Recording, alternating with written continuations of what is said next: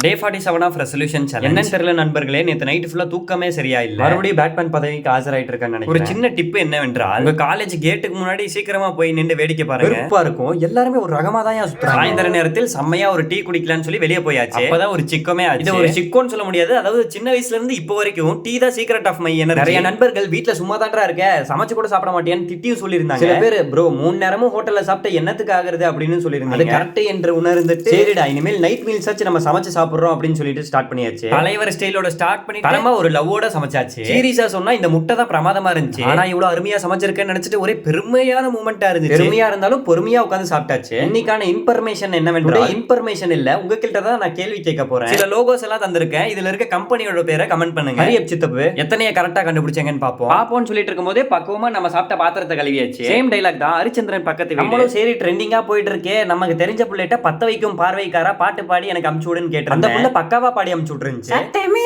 இல்லாமையா மொத்தத்தையும் நிறுத்திட்டா ஆத்தாடி ஆத்தா என்னடா இது, என்னடா பாட்டு பாடிட்டு இருக்காரு. இந்த மாதிரி தான் பாடி பிரமாதமா அமுச்சு விட்டுருந்தாங்க. அவங்களை கலாய்க்கணும்னு இந்த வீடியோ போடல, இருந்தாலும் கடுப்பா இருக்குடா முடியல. நீங்க யாராச்சும் இந்த பாட்டை நல்லா பாடுவீங்கன்னா இனிமையான குரல்ல அருமையா பாடி எனக்கு மட்டும் அமுச்சு விடுங்க தோழி. இந்த பாட்டு கேட்ட ஃபயரோட வெறித்தனமா போய் ஒர்க் அவுட் வேகமா பண்ணி முடிச்சாச்சு.